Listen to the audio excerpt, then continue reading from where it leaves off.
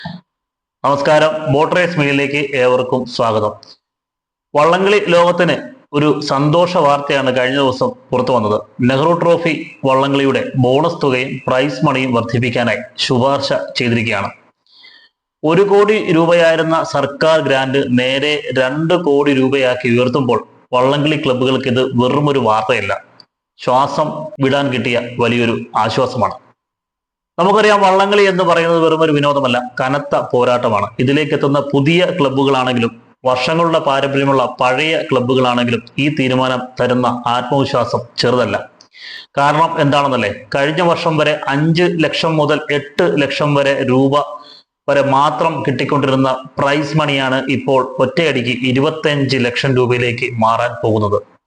ഫൈനലിൽ എത്താൻ വേണ്ടി രാപ്പകലില്ലാതെ ചോര നീരാക്കി ട്രയൽസ് എടുക്കുന്ന ക്ലബ്ബുകൾക്ക് ഇത് എത്രത്തോളം വലിയ കാര്യമാണെന്ന് ആലോചിച്ച് നോക്കൂ. ഈ ഒരു തീരുമാനത്തിന് പിന്നിൽ നിന്ന് പ്രവർത്തിച്ച സർക്കാരിന്റെ ഭാഗത്തു നിന്നുള്ള എല്ലാവർക്കും, അധികാരികൾക്കും ബോട്ട് റേസ് മീഡിയയുടെ വലിയൊരു ബിഗ് സല്യൂട്ട്. പലരും ചോദിക്കാറുണ്ട്, ഈ വള്ളംകളിക്ക് ഇത്രയും പണം ചിലവാക്കേണ്ട കാര്യമുണ്ടോ എന്ന്. എന്നാൽ നമുക്ക് ഇതിന്റെ കറക്റ്റ് കണക്കുകളൊന്ന് പരിശോധിക്കാം. നെഹ്റു ട്രോഫിക്കും CBLനും വേണ്ടി ഒരു ക്ലബ്ബ് 1-1.5 മാസം ക്യാമ്പ് ചെയ്ത് ട്രയൽസ് എടുക്കുമ്പോൾ വരുന്ന ചെലവുകൾ എത്രയാണെന്ന് അറിയാമോ?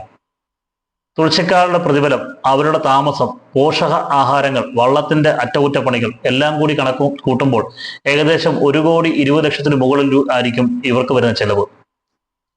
ആലോചിച്ച് നോക്കൂ, 1.5 കോടിയോളം രൂപ മുടക്കുന്ന സ്ഥാനത്ത് വെറും 7-8 ലക്ഷം രൂപ പ്രൈസ് മണി കിട്ടിക്കൊണ്ടിരുന്നത്. അവിടെ നിന്നാണ് ഇപ്പോൾ 25 ലക്ഷം രൂപയിലേക്ക് കാര്യങ്ങൾ മാറുന്നത്. ഇത് വലിയൊരു വിപ്ലവമാണ്.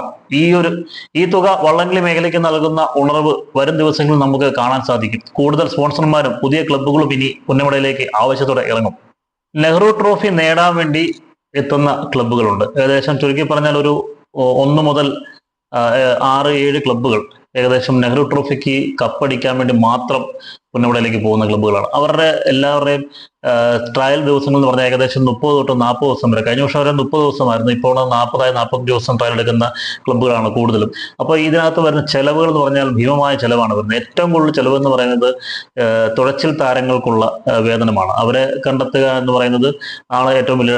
ഇപ്പോഴത്തെ കാറ്റഗറി വെച്ച് A കാറ്റഗറി, B കാറ്റഗറി ഒക്കെ വരുന്ന പ്ലേയേഴ്സ് ആണ് ഇപ്പോൾ കൂടുതലുള്ളത്. ഏറ്റവും നല്ല പ്ലേയേഴ്സിനെ കിട്ടണമെങ്കിൽ ഏറ്റവും മികച്ച സാലറി അല്ലെങ്കിൽ അവർക്ക് വേതനം നൽകിയാലേ ഉള്ളൂ ഈ ടീമിനെ നമുക്ക് കിട്ടുന്നത്. കാരണം എന്ന് വെച്ചാൽ അവർ 40 ദിവസം വീടും മറ്റെല്ലാം ഉപേക്ഷിച്ച് ആ ക്യാമ്പിൽ വന്ന് സ്റ്റേ ചെയ്ത് അവിടുത്തെ ഭക്ഷണവും അവിടുത്തെ രീതികളുമായിട്ടെല്ലാം പൊരുത്തപ്പെട്ടിട്ടാണ് ഈ വള്ളം കളിക്കാൻ എത്തുന്നത്. അപ്പോൾ അവർക്കുണ്ടാകുന്ന ബാക്കി അവരുടെ ജോലിക്ക് മാറ്റിവെക്കുന്നത് അവരുടെ ശമ്പളം അല്ലാതെ മറ്റു കാര്യങ്ങൾ കിട്ടുന്നതിന്റെ തുല്യമായ വേതനം തന്നെയാണ് അവരിവിടെ ചോദിച്ചു വാങ്ങുന്നത്. ഏകദേശം ഒരാൾക്ക് ഏറ്റവും കുറഞ്ഞത് ഇപ്പോഴത്തെ ഒരു A ക്ലാസ് ക്ലബ് നൽകേണ്ട തുക എന്ന് പറയുന്നത് ഒരാൾക്ക് 2,000 രൂപ പെർ ഡേ ആണ്. അപ്പൊ ഏകദേശം 40 ദിവസമൊക്കെ ഒരു ട്രയൽ എടുക്കുമ്പോൾ ഉണ്ടാകുന്ന തുക എന്ന് പറയുന്നത് 80 ലക്ഷം തൊട്ട് 90 ലക്ഷം രൂപ വരെ അത് മാറാം. ഏകദേശം 110ഓളം പ്ലേയേഴ്സ് ഉണ്ടായിരിക്കും ഈ വള്ളത്തിൽ കായിക താരങ്ങളായിട്ടുണ്ടാകും. അതിനകത്ത് 80 തൊട്ട് 90 വരെയുള്ള ആൾക്കാർ തുഴയുന്ന ആൾക്കാരായിരിക്കും. പിന്നീട് അമരക്കാരുണ്ടാകാം, 5 പേര് അമരക്കാര്, ഒരു 10 പേര് താഴെയായിട്ട് താളക്കാർ, ഇടിയന്മാര്, കൈമണിക്കാർ, അങ്ങനെ പല കാറ്റഗറിയിലുള്ള ആൾക്കാരെ എല്ലാം കൂട്ടി ഒരു 110ഓളം ആളുകൾ ഒരു ക്യാമ്പിലുണ്ടാകും. അപ്പം ഈ 110 ആൾക്കാർക്ക് ഒരു ദിവസം 2,000 രൂപ വെച്ചെന്ന കണക്കിൽ ഉണ്ടാകുന്നത് ഇത്ര ലക്ഷം രൂപ അതിന് മാറ്റി വെക്കണം. ക്യാമ്പ് തുടങ്ങണമെങ്കിൽ ഒരു നാട്ടിലെ ഏതെങ്കിലും ഒരു പള്ളിയുടെയോ പാരിഷ് ഹാൾ അങ്ങനെ തുടങ്ങിയ എന്തെങ്കിലും ആയിരിക്കാം എടുക്കുന്നത്. അതിനൊക്കെ ഒരു മാസത്തേക്ക് ഇത്ര രൂപ മാറ്റി വെച്ച് അല്ലെങ്കിൽ അതിന് വാടക കൊടുത്തായിരിക്കും എടുക്കുന്നത്. അതിനും പ്രത്യേക തന്നെ ക്യാഷ് കൊടുക്കേണ്ടി വരും. അതുപോലെ തന്നെ ഭക്ഷണ കാര്യങ്ങൾ, ഈ തുഴച്ചിൽക്കാരുടെ ഭക്ഷണം എന്ന് പറയുന്നത് ഇപ്പോൾ പഴയ രീതിയിലൊക്കെ മാറി. പണ്ട് ഒരു പൊറോട്ട ഇറച്ചിയും കൊടുത്തിരുന്ന കാലഘട്ടമൊക്കെ മാറി. ഇപ്പം രാവിലെ എഴുന്നേൽക്കുമ്പോൾ അവർക്ക് കാപ്പി, ഒപ്പം മുട്ട പുഴുങ്ങിയത് തുടങ്ങി പയറ് തുടങ്ങി അങ്ങനെ പല കാര്യങ്ങൾ ഓരോരോ മണിക്കൂറിൽ ഓരോരോ സമയത്ത് ട്രയലിന് പോകുമ്പോഴാണെങ്കിലും എല്ലാത്തിനും വള്ളത്തെ കയറുമ്പോഴും അല്ലാതെ വർക്കൗട്ട് ചെയ്യും എല്ലാത്തിനും അവർക്ക് വിവിധതരം ഭക്ഷണങ്ങൾ, പ്രോട്ടീൻ കലർന്ന ഭക്ഷണങ്ങളാണ് നൽകുന്നത്. പിന്നെ അത് കഴിയുമ്പോൾ അവർക്ക് ബ്രേക്ക്ഫാസ്റ്റ് ഇനത്തിൽ വരും. അതിനകത്ത് നോൺ ഉണ്ടാകും, വെജ് നോണും എല്ലാം ഉണ്ടാകും. പിന്നെ ലഞ്ചിന് വരുമ്പോഴും ഈ പറയുന്ന നോൺ വെജ് ഐറ്റംസ് ഉണ്ടാകും. ഈവനിങ് അവർക്ക് ടീ സ്നാക്സ് ഉണ്ടാകും. വൈകിട്ട് അവർക്ക് ഡിന്നർ. ഇങ്ങനെയെല്ലാം ഒരു ക്യാമ്പിൽ ഏകദേശം ഒരു തൊഴിൽക്കാരന് 500 രൂപ താഴെ ചിലവ് വരും ഇത്രയും കാര്യങ്ങൾ ക്രമീകരിക്കുമ്പോൾ. അപ്പോൾ ഏകദേശം ഭയങ്കരമായ ഇത്രയും 100-110 ആൾക്കാരെ നമ്മൾ ഭക്ഷണ രീതിയിലേക്ക് മാറുമ്പോൾ തന്നെ ലക്ഷങ്ങളുടെ ഒരു ചിലവാണ് അതിനകത്ത് ഏകദേശം ഒരു ക്യാമ്പിന് വരിക. അതുപോലെ തന്നെ ക്യാമ്പിലേക്ക് മറ്റ് തുഴ, പങ്കായം തുടങ്ങിയ സാമഗ്രികൾ, വള്ളത്തിൽ ഉപയോഗിക്കേണ്ട എല്ലാ കാര്യങ്ങൾക്കും പ്രത്യേകം ക്യാഷ് വരും. ഏകദേശം ഈ നമ്മൾ കണക്ക് കൂട്ടുമ്പോൾ ഈ പറയുന്ന 1 കോടി രൂപയ്ക്ക് മുകളിൽ, അതായത് 1,20 ലക്ഷം രൂപ അടുത്ത് ചെലവ് വരുന്ന ഒന്നാണ് ഈ വള്ളംകളിയുടെ പരിശീലനം.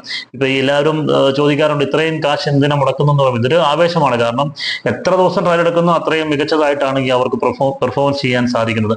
അതുപോലെ തന്നെ ട്രയൽ വള്ളങ്ങൾ, അതായത് നമ്മൾ മത്സരിക്കുന്ന വള്ളത്തിന് പകരം സ്പെയർ വള്ളം കൊണ്ടുവന്നിട്ട് അവസര ട്രയൽ എടുക്കുന്ന രീതിയിലേക്ക് മാറി. കാരണം പല ചുണ്ടൻവള്ളങ്ങളും ഇപ്പം പഴയ ചുണ്ടൻവള്ളം പലതും ഈ ട്രയൽ വള്ളങ്ങളിലേക്ക് മാറാൻ തുടങ്ങി. സാമ്പത്തികം ഇല്ലാത്ത കരക്കാരുടെ വള്ളമൊക്കെ ഇപ്പം ട്രയൽ വള്ളമാക്കി കൊടുക്കുക, അല്ല അതിന് അവർ വാടക മേടിക്കുന്ന അവസരമാണ്. അപ്പോൾ ഇതെല്ലാം, അതായത് ഇത്രയും ചെലവുകൾ വഹിക്കുന്നിടത്ത് ഒരുപക്ഷെ ക്ലബ്ബുകൾക്ക് മുൻകാലങ്ങളിൽ കിട്ടിയിരുന്ന തുകകൾ എന്ന് പറയുന്നത് ഇപ്പം ഒന്നെങ്കിലും ഒരു ക്യാപ്റ്റൻ വളരെ റയറായിട്ട് ആ ക്യാപ്റ്റന്മാർ വന്ന് പൈസ മുടക്കുന്ന ഒരു രീതിയിലേക്ക് ഇപ്പം പോയി. പക്ഷെ ഇപ്പൊ കൂടുതലും വരുന്നത് വള്ളസമിതി തന്നെ. കൂടുതലും വരുന്നത് വള്ളസമിതിയുടെ ആൾക്കാർ. ഇപ്പം ഒരു 20 ലക്ഷം മുതൽ 80 ലക്ഷം രൂപ, 1 കോടി രൂപ മുടക്കുന്ന വള്ളസമിതികളുണ്ട്.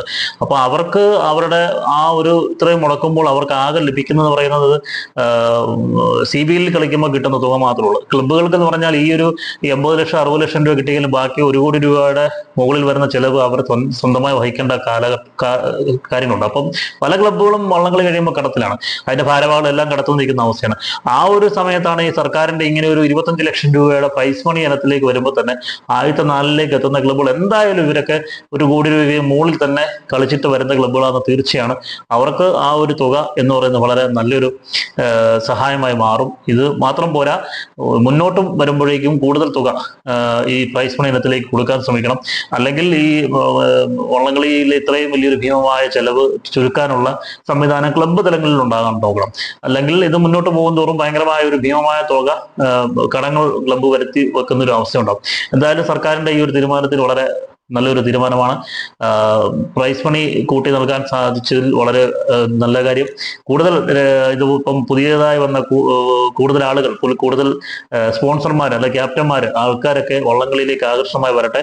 CBL നല്ല രീതിയിൽ ഒരു IPL മാതൃകയിൽ നടത്തി ക്ലബ്ബുകൾക്കും കൃഷിക്കാർക്കും ഒക്കെ മികച്ച വേതനം നൽകിക്കൊണ്ട് പുതിയ സർക്കാരിന്റെ ഈ ഒരു തീരുമാനം നല്ലതായിട്ട് വരട്ടെ. വള്ളംകളിയെ ഉയർത്തിക്കൊണ്ടുവരിക. രാജ്യാന്തര തലത്തിൽ ഇതിന്റെ ഇപ്പോഴും നല്ലൊരു വാല്യൂ ഉണ്ട്. നല്ല സ്പോൺസർമാരെ കണ്ടെത്തിയാൽ തീർച്ചയായിട്ടും വള്ളംകളി ഒരു ഇന്റർനാഷണൽ ലെവലിൽ ഇതിലേക്ക് ഉയർത്താൻ പറ്റും. അതിനുവേണ്ട എല്ലാ സൗകര്യങ്ങളും നമ്മുടെ നാട്ടിലുണ്ട്.